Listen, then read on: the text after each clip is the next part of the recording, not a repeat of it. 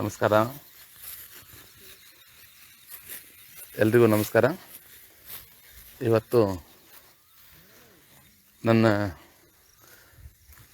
ಜಮೀನಲ್ಲಿ ಬೆಳೆದಂತಹ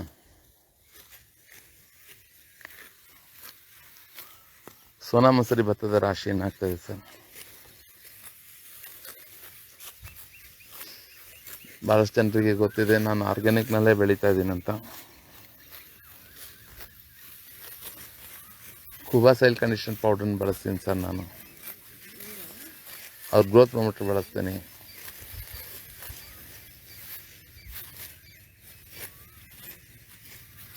ಹಾರ್ಟಿಕಲ್ಚರ್ ಆಯಿಲ್ನ ಬಳಸ್ತೀನಿ,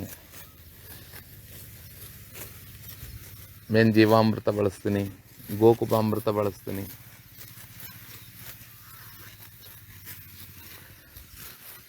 ಪಂಚಗವ್ಯ ಕೂಡ ನಾನು ಬಳಸ್ತೀನಿ ಸರ್.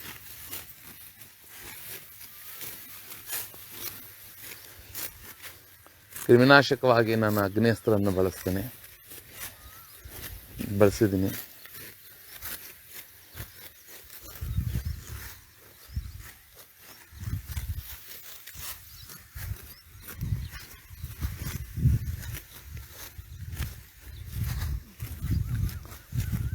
ಐದು ವರ್ಷದ ನಂತರ ಒಳ್ಳೆಯ ಈಲ್ಡ್ ಬರ್ತಾ ಇದೆ ಸರ್ ನನ್ನ ಜಮೀನಲ್ಲಿಗೆ.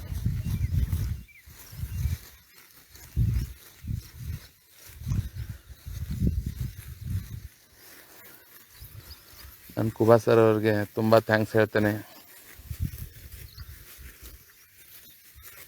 ಯಾವಾಗಾದರೂ ಕಾಲ್ ಮಾಡಿದರೂ ಕೂಡ ಒಳ್ಳೆ ಸಜೆಷನ್ ಕೊಡ್ತಾರೆ. ಒಂದು ಕಂಪ್ನಿ ಓನರ್ ಇದ್ರೂ ಕೂಡ ಅವರು ಜೀವಾಮೃತ ಬಿಡಬೇಡ್ರಿ, ಗೋಕುಪಾಮೃತ ಬಿಡಬೇಡ್ರಿ, ಬಳಸ್ರಿ, ಪಂಚಗವ್ಯ ಮಾಡಿಕೊಡ್ರಿ ಅಂತ ಹೇಳಿ ಸಜೆಷನ್ ಕೊಡ್ತಾರೆ.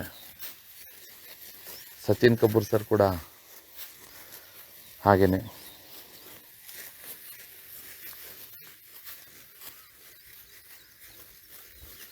ನಾನು ಎಲ್ಲರಲ್ಲಿ ವಿನಂತಿ ಮಾಡ್ತೇನೆ, ಎಲ್ಲ ರೈತರಲ್ಲಿ ವಿನಂತಿ ಮಾಡ್ತೇನೆ, ತಾವು ಕೂಡ ತಮ್ಮ ಜಮೀನಿನಲ್ಲಿ ಹೊಲದಲ್ಲಿ ಅಟ್ಲೀಸ್ಟ್ 1 ಮಡಿ ಆದ್ರೂ 2 ಮಡಿ ಆದ್ರೂ ನೀವು ಆರ್ಗ್ಯಾನಿಕ್ನಲ್ಲಿ ಬೆಳೀರಿ ಸರ್.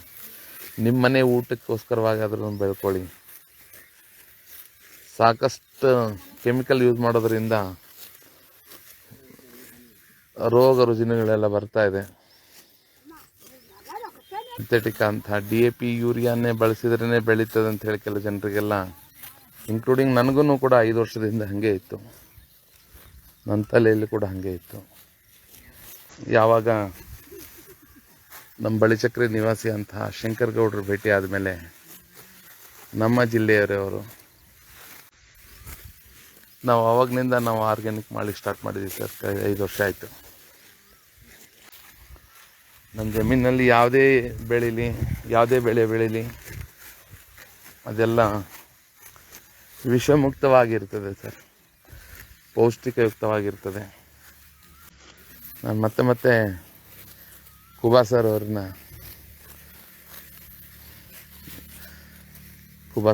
ತುಂಬ ನೆನೆಸ್ತೀನಿ. ಅವ್ರಿಗೆ ತುಂಬ ಥ್ಯಾಂಕ್ಸ್ ಹೇಳ್ತೀನಿ. ಅವರು ತುಂಬ ಫಾಲೋಅಪ್ ಮಾಡ್ತಿರ್ತಾರೆ ಸರ್. ಕೊಟ್ಟ ಮೇಲೆ ಏನಾಯಿತು, ಬೆಳೆ ಹೆಂಗೆ ಬೆಳೀತಾ ಇದೆ, ನಿಮ್ಮದು ಈಲ್ಡ್ ಹೆಂಗೆ ಬರ್ತಾ ಇದೆ, ಎಲ್ಲ ಫಾಲೋಅಪ್ ಮಾಡ್ತಾ ಇರ್ತಾರೆ ಸರ್. ಯಾವುದೇ ಊರಲ್ಲಿರಲಿ ಅಲ್ಲಿ ಆ ಊರಿಗೆ ಹೋಗಿ ಆ ರೈತನ ಹೋಗಿ ಭೇಟಿಯಾಗಿ ಬರ್ತಾರೆ. ನೀವು ಇದು ಹಿಂಗೆ ಮಾಡಿ ಅಂತ ಹೇಳಿ ಹೇಳ್ತಾರೆ, ಸಜೆಷನ್ ಕೊಡ್ತಾರೆ. ಸಾಕಷ್ಟು ಜನರು ಕೂಡ ಕೆಮಿಕಲ್ನಿಂದ ಆರ್ಗ್ಯಾನಿಕ್ಕಿಗೆ ಅವರು ತುಂಬ ರೈತರನ್ನ ರೆಡಿ ಮಾಡ್ತಾ ಇದ್ದಾರೆ. ಭಗವಂತ ಅವರಿಗೆ ಲಕ್ಷಾಂತರ ರೈತರನ್ನು ರೆಡಿ ಮಾಡತಕ್ಕಂಥ ಶಕ್ತಿಯನ್ನು ಭಗವಂತ ಅವ್ರಿಗೆ ಕೊಡಲಿ. ದೇವರಲ್ಲಿ ನಾನು ಅದೇ ಪ್ರಾರ್ಥನೆ ಮಾಡ್ತೇನೆ.